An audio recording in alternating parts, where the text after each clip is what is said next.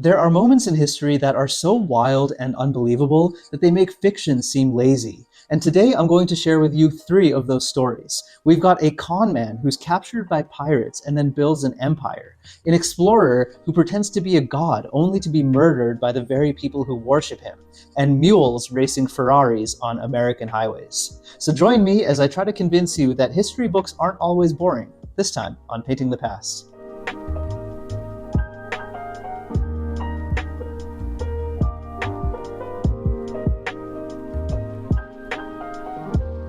So this is the story of Pierre-Esprit Radisson, a French migrant who moved to New France, which is Canada, at the age of 15 in the 1600s.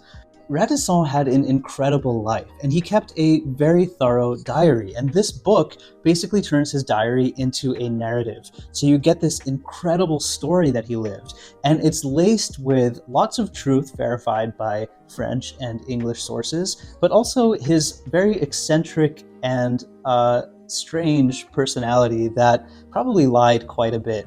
And the book does a really good job of trying to tease out what might have been the causes for him lying and where he was probably telling the truth. So his life, even with some of his peppered lies, is just unbelievable. When he's 15 in New France, somewhere around Montreal, he's out hunting in the woods when one day he's captured by Mohawk Indians. And the Mohawk Indians take him to where they stay outside of Montreal, and they torture him for days on end. And it's really gruesome. But in a moment of foresight, he realizes that if he shows any signs of weakness, they'll probably just torture him till he dies. And so this 15-year-old holds it together and does his best not to show any sign of pain for days on end. Now, I mentioned some of these weird little lies he tells. He makes a point to talk about his exceptionally good looks and the fact that lots of Mohawk women started to plead that he be taken down from where he was tortured because they thought he was very brave and very good looking.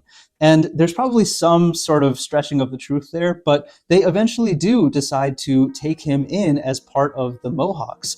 And he's raised by a family there, and he's adopted by a family, which he says is a family of mainly women who seem to be like weirdly into him.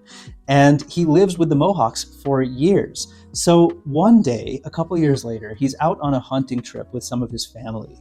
And he realizes that the area that they're hunting in is actually really close to Montreal. And so in a strange moment, he murders his entire family, everyone he's with, and he flees to Montreal. Now, this would be the first of many betrayals in his life that would ultimately make him a very wealthy and powerful man, but clearly a man with skewed morals. When he gets to France, he thinks he's going to be greeted as a hero who survived the savage Indians who captured him. Instead, he's immediately put in prison and charged with treason. He's accused of fleeing France to intentionally join the Mohawks.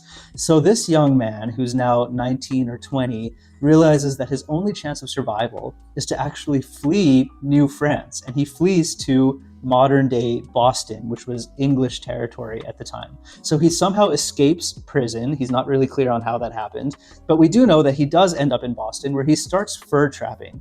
And he realizes that he can make a lot of money in this fur trapping business. And so he decides in the summer of 1665 to go to London to try to meet with some official from the British government in order to get a charter to go become a professional trapper and start a trapping company. And on his way to London in the summer of 1665, he's captured by pirates. He's held by pirates for months who steal all of the pelts that he's been trapping.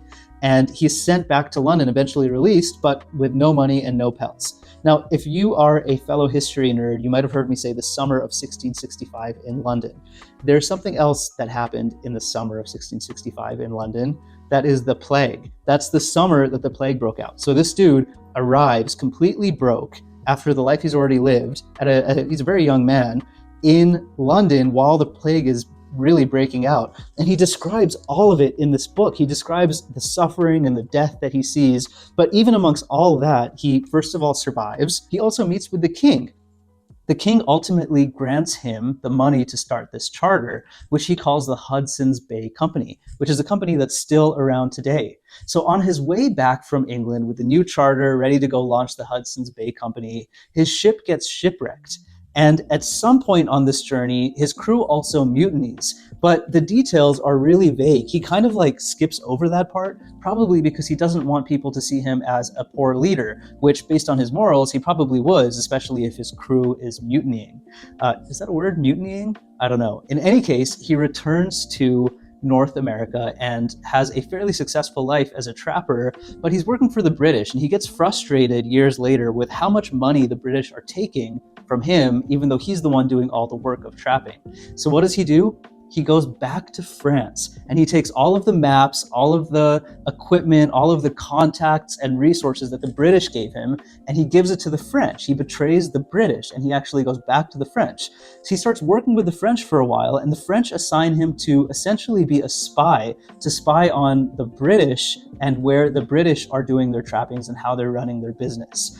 Later on, he again defects to the British when he gets sick of the French. So this man spends his life really just playing both sides. But the book does a really good job of contextualizing his life and showing that he was also getting played. This was a strange era where colonies were trying to take control of this vast, empty land of resources. They would say empty, really, we know that there were native people.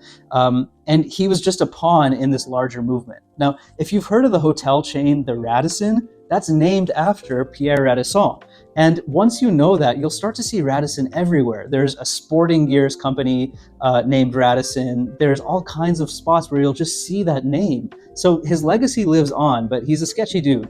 It is an incredible book. And if you like fiction, you should check out the book Barkskins by Annie Proulx. It's kind of loosely based on his life. It's about somebody who also comes over in the 1600s and has a really incredible life. And it also traces that generation and their impact on the legacy and the environment today. It's a really incredible book.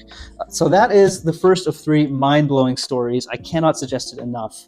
Now let's go a little later to the 1700s, to a man that you probably know named Captain Cook, who has an equally insane life and particularly insane death.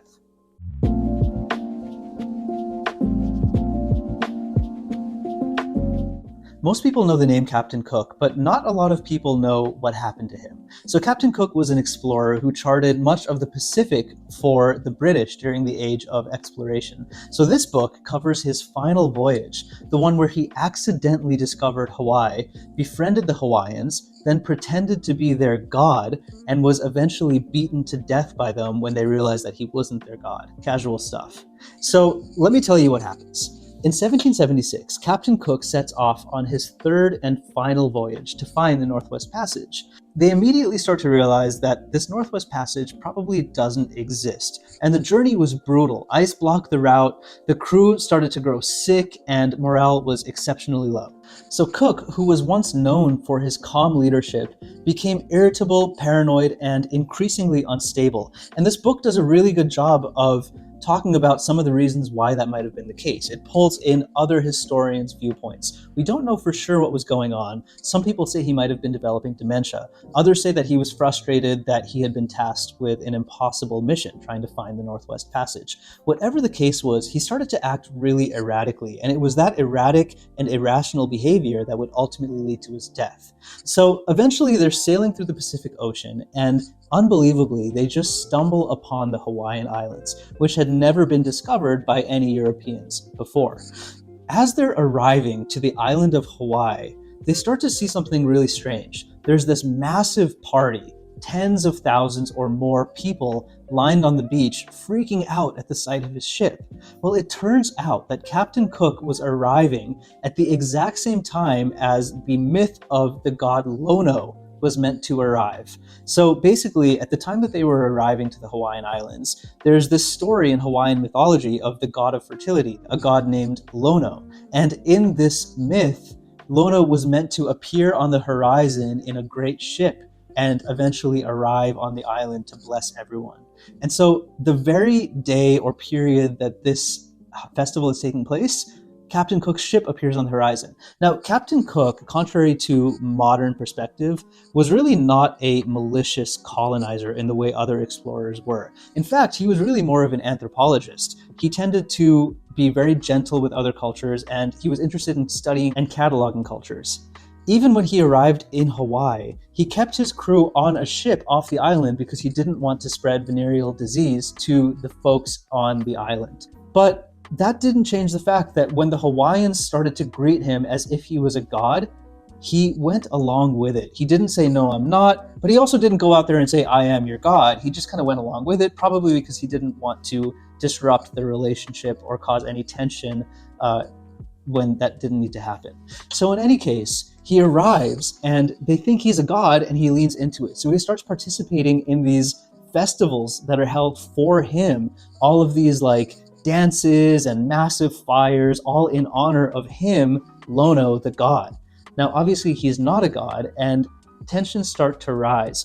His crew starts acting up a little bit, and he starts to sense that maybe they've overstayed their welcome. He's still got his wits about him. He's still an exceptional leader. And so he realizes it's time to go. And so he gets his crew on the ship and they start to leave. But not long after they leave, they suffer a shipwreck. Something goes wrong with one of their ships, and they actually have to turn back and return to the island of Hawaii. Now, most historians say that this is when things started to really go south, because the festival was over. And in the myth, Lono was supposed to leave. The fact that Lono returned, especially with a broken ship, tells us that maybe he's not Lono and maybe this is just some guy who's pretending to be a god. And that's when things start to go south. So one day, as his crew are anchored offshore in a bay near Hawaii, one of their canoes goes missing. Somebody steals a canoe. We don't really know who, but mischief isn't uncommon. It was probably just some kids. So Captain Cook went insane and he was ballistic. He was infuriated that one of his canoes was stolen. This is some of that strange and erratic behavior that probably wouldn't have been present on previous expeditions. In any case, he gets so upset, he orders the murder of some folks on the island, and he attempts to kidnap the high chief of the island as leverage. A standoff ensues where his crew is trying to kidnap a chief and the Hawaiians start to attack his crew. We end up with this epic battle, and the book catalogs the whole battle. It's unbelievable. There's a traitor within his camp. It's like, you can't even believe some of the stuff that happens. It's really incredible. And ultimately, Captain Cook gets overrun while his crew is basically fleeing back to the boats. Captain Cook doesn't make it, and they beat him to death on the island. It is unbelievable. I cannot tell you how incredible this book is. Now, if you like this book, there's others like it. The Wager is another book about shipwreck, but I just love stories like this. It is end-to-end adventure, and if you haven't read it, check it out.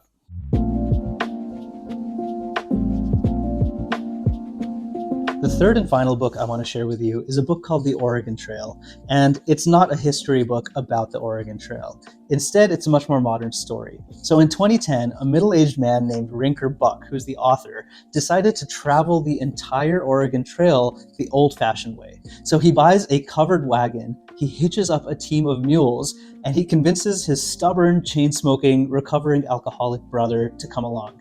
It's like a comedic duo in the best possible way.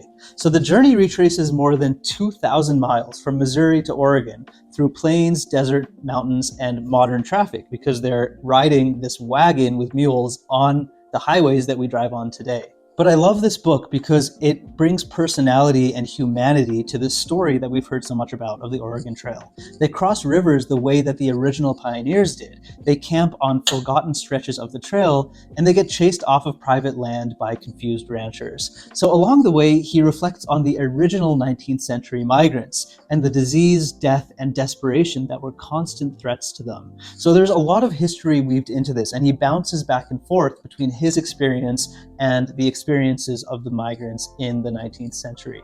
He also dives into the engineering behind some of the mechanisms of the Oregon Trail, like how the wagons worked, Mormon ferries, army forts, and the innovations that kept these settlers alive.